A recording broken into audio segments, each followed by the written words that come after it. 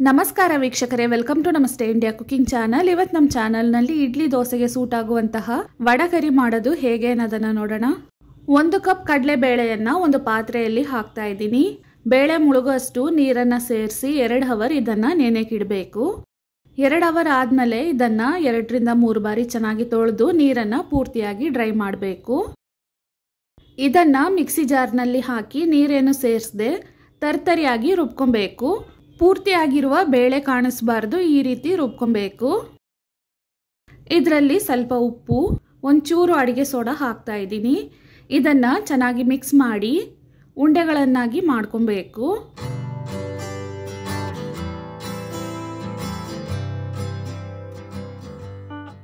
ಮಾಡಿರುವ ಉಂಡೆಗಳನ್ನ ಈ ರೀತಿ ತಟ್ಟಿ ವಡೆ ರೀತಿ ಬೇಯಿಸ್ಕೊಬೇಕು. ಮೀಡಿಯಂ ಹದಕ್ಕೆ ಕಾಯಿಸಿರುವ ಸನ್ಫ್ಲವರ್ ಆಯಿಲ್ ಅಲ್ಲಿ ವಡೆಯನ್ನ ತಟ್ಟಿ ಹಾಕಿ ಬೇಯಿಸ್ಕೊಳ್ತೀನಿ.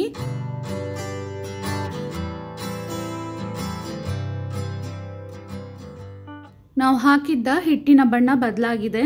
ಇದನ್ನ ನಾರ್ಮಲ್ ವಡೆ ತರ ತೀರಾ ರೋಸ್ಟ್ ಮಾಡಬಾರ್ದು. ಬೆಂದಿದ ತಕ್ಷಣ ಎಣ್ಣೆಯಿಂದ ತೆಗಿಬೇಕು. ಇದೇ ರೀತಿ ಪೂರ್ತಿ ವಡೆಯನ್ನ ಬೇಯಿಸ್ಕೊಂಡಿದ್ದೀನಿ. ಈ ವಡೆಯನ್ನ ಕೈಯಿಂದಾನೆ ನುಣ್ಣಕ್ಕೆ ಮುರಿಬೇಕು. ನೋಡಿ, ಈ ರೀತಿ ಮಾಡ್ಕೊಂಡಿದ್ದೀನಿ. ಇದಾದ್ಮೇಲೆ ಒಂದು ತೆಂಗಿನಕಾಯಲ್ಲಿ 1/4 ಭಾಗ, ಒಂದು ಬೆಳ್ಳುಳ್ಳಿಗೆ ತಕ್ಕಷ್ಟು ಶುಂಠಿ, ಇವೆರಡನ್ನ ಸಪರೇಟ್ ಆಗಿ ನುಣ್ಣಕ್ಕೆ ರುಬ್ಕೊಬೇಕು.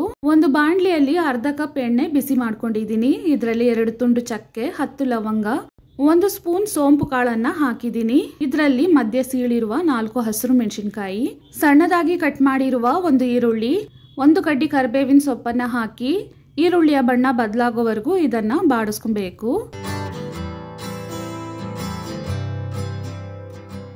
ಫ್ರೆಶ್ ಆಗಿ ರುಬ್ಬಿರುವ ಶುಂಠಿ ಬೆಳ್ಳುಳ್ಳಿ ಪೇಸ್ಟ್ ಅನ್ನ ಹಾಕ್ತಾ ಇದ್ದೀನಿ. ಇದನ್ನ 1 ನಿಮಿಷದವರೆಗೂ ಬಾಡಿಸ್ಕೊಬೇಕು. ಇದಾದ್ಮೇಲೆ ಸಣ್ಣದಾಗಿ ಕಟ್ ಮಾಡಿರುವ 2 ನಾಟಿ ಟೊಮೆಟೊವನ್ನ ಹಾಕ್ತಾ ಇದ್ದೀನಿ. 1/4 ಸ್ಪೂನ್ ಅರಿಶಿನದ ಪುಡಿ, 2 ಸ್ಪೂನ್ ಫುಲ್ ಆಗಿ ಅಚ್ಚ ಖಾರದ ಪುಡಿ ಮತ್ತು ಧನಿಯಾ ಪುಡಿಯ ಮಿಶ್ರಣವನ್ನ ಹಾಕ್ತಾ ಇದ್ದೀನಿ. ರುಚಿಗೆ ತಕ್ಕಷ್ಟು ಕಲ್ಲುಪ್ಪು, ಉಪ್ಪನ್ನ ಸ್ವಲ್ಪ ನೋಡಿ ಹಾಕೊಬೇಕು. ವಡೆಯನ್ನ ಮಾಡಬೇಕಾದ್ರೂ ಉಪ್ಪನ್ನ ಹಾಕಿದ್ದೀನಿ. ಇದನ್ನ 1 ನಿಮಿಷದವರೆಗೂ ಬಾಡಿಸ್ಬಿಟ್ಟು 1 ಲೋಟ ನೀರನ್ನ ಸೇರಿಸಿ 2 ರಿಂದ 3 ನಿಮಿಷದವರೆಗೂ ಚೆನ್ನಾಗಿ ಕುದಿಸ್ಬೇಕು.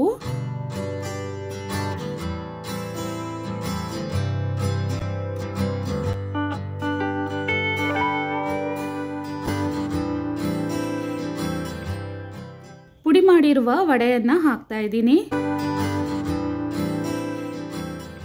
ಇದನ್ನ ಒಂದ್ಸಲ ಚೆನ್ನಾಗಿ ಮಿಕ್ಸ್ ಮಾಡಿ ರುಬ್ಬಿರುವ ತೆಂಗಿನಕಾಯಿ ಹಾಕ್ತಾ ಇದ್ದೀನಿ. ಬೇಕಾದಷ್ಟು ನೀರನ್ನ ಸೇರಿಸಬೇಕು.